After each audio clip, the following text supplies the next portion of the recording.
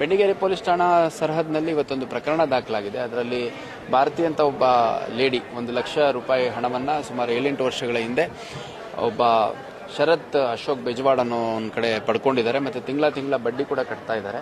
ತುಂಬ ಹೆಚ್ಚಿಗೆ ಬಡ್ಡಿ ದರದಲ್ಲಿ ಕಟ್ಟಿದ್ದಾರೆ. ಮತ್ತು ಆ ವ್ಯಕ್ತಿ ಬಡ್ಡಿಯನ್ನು ಇತ್ತೀಚೆಗೆ ಕರೆಕ್ಟಾಗಿ ಕಟ್ಟಿಲ್ಲ ಅನ್ನೋ ಕಾರಣಕ್ಕೆ ಮನೆಗೆ ಬಂದು ಅಲ್ಲಿ ಹಣವನ್ನು ಡಿಮ್ಯಾಂಡ್ ಮಾಡಿದ್ದು ಮತ್ತು ಅಲ್ಲಿ ಅನುಚಿತವಾಗಿ ನಡ್ಕೊಂಡ ಅನ್ನೋದ್ರ ಹಿನ್ನೆಲೆಯಲ್ಲಿ ಒಂದು ಪ್ರಕರಣ ದಾಖಲು ಮಾಡ್ಕೊಂಡು ಅವನ್ನ ವಶಕ್ಕೆ ತೊಗೊಂಡಿದ್ದೀವಿ. ಆಕೆ ಇನ್ನೂ ಇಬ್ಬರು ಸೇರಿದಂತೆ ಒಟ್ಟು 3 ಜನರ ಮೇಲೆ ಕಂಪ್ಲೇಂಟನ್ನು ಕೊಟ್ಟಿದ್ದಾರೆ. ಒಬ್ಬ ಅರೆಸ್ಟ್ ವಶಕ್ಕೆ ತೊಗೊಂಡಿದ್ದೀವಿ. ಅವನ್ನ ವಿಚಾರಣೆಗೊಳಪಡಿಸಿ ಅಗತ್ಯ ಕಾನೂನು ಕ್ರಮವನ್ನು ಕೈಗೊಳ್ಳುತ್ತಾ ಇದ್ದೀವಿ.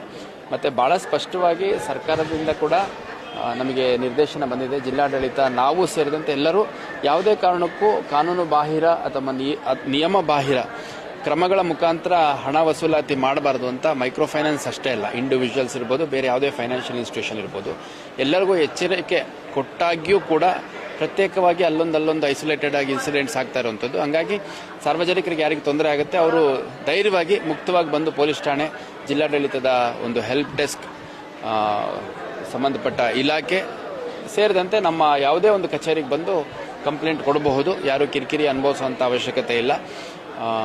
ಭಾಳ ಸ್ಪಷ್ಟವಾಗಿ ನಿಯಮ ಬಾಹಿರ ಮತ್ತು ಕಾನೂನು ಬಾಹಿರ ಹಣ ವಸೂಲಾತಿಯನ್ನು ತಡೆಗಟ್ಟಲಿಕ್ಕೆ ಅಗತ್ಯ ಕಾನೂನು ಕ್ರಮ ತಗೊಳ್ಳಿಕ್ಕೆ ನಮಗೂ ಕೂಡ ಸೂಚನೆ ಇದೆ.